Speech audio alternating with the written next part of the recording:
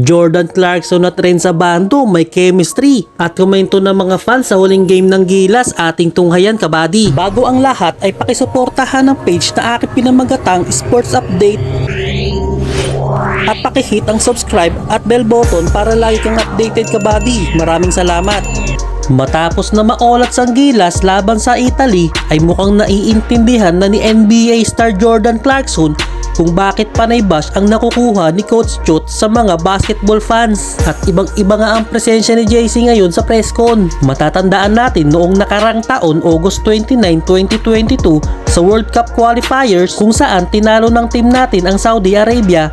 Dito nga'y pinagtanggol pa ni JC si Coach Chot dahil sa mga boost na natatanggap nito sa press con at nagmura pa si Clarkson sa mga fans. Bakit daw ba pinupuna si Coach Chot? Gayon naman daw isa itong napakagaling na coach at napatapik pa nga si Coach Chot sa likod ni Clarkson para huminahon ito. Pero mapapansin mo ngayong press con kabady na tahimik at mukhang naiimbyer na si JC at puro personal assessment na lang ang naririnig ngayon kay kabady. Naiintindihan na siguro ni Clarkson ang daing ng mga angry fans dahil itong huling press con ay wala ka talagang maririnig na pagdepensa at pag-comfort kay Coach Chot Reyes. Makikita sa lahat ng laban na sulit at todo effort talaga si JC, subalit kahit anong buhat talaga ni kabady ay hindi pa rin ito sapat at napa-walkout pa nga ito pagkatapos ng laban sa Angola na akala natin ay makakaisa na tayo dahil lamang na ang Team Gilas sa early. Samantala, nagbigay rin si darling of the crowd Renz Abando sa isang interview at pinahayag ni Abando na sana ay full support pa rin ang ibigay ng buong fans kahit na wala tayong panalo sa home court natin. Ayon pa kay Renz Abando, lahat daw ng tao ay nagkakamali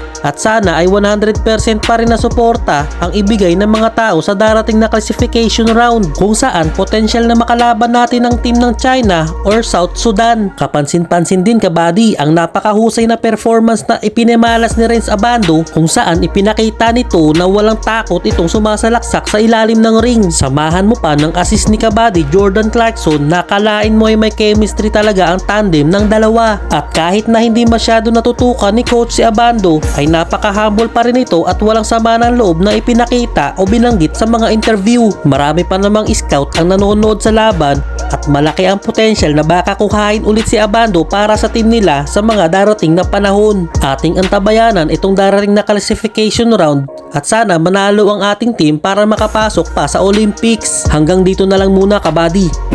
Tagal ko rin antay so medyo straight din minsan pero ayun nga okay lang kasi hindi naman ito yung time para frustrate, magtampo and magalit so ano yung binibigay i-grab lang namin and thankful kami sa opportunity na binibigay. Naging malapit yung game na to laban sa Italy, no? Your thoughts about the entire performance of Gilas?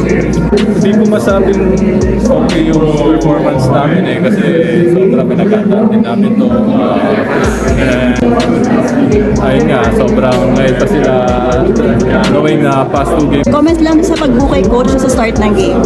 Yung comments din sa pag-boo ng crowd kay coach sa start ng game. But, Boo ng crowd.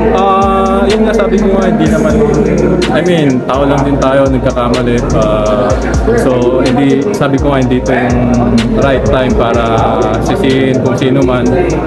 Tao lang din, nagkakamali. And dapat, pinaglalaban niya yung bansa natin, pinaglalaban namin. So, dapat sinusuporta niyo pa rin siya kasi, ayun nga, nagkakamali rin talaga na. Renz, how does it feel na buong Big Dome sinisigaw ang pangalan mo? Masaya, syempre.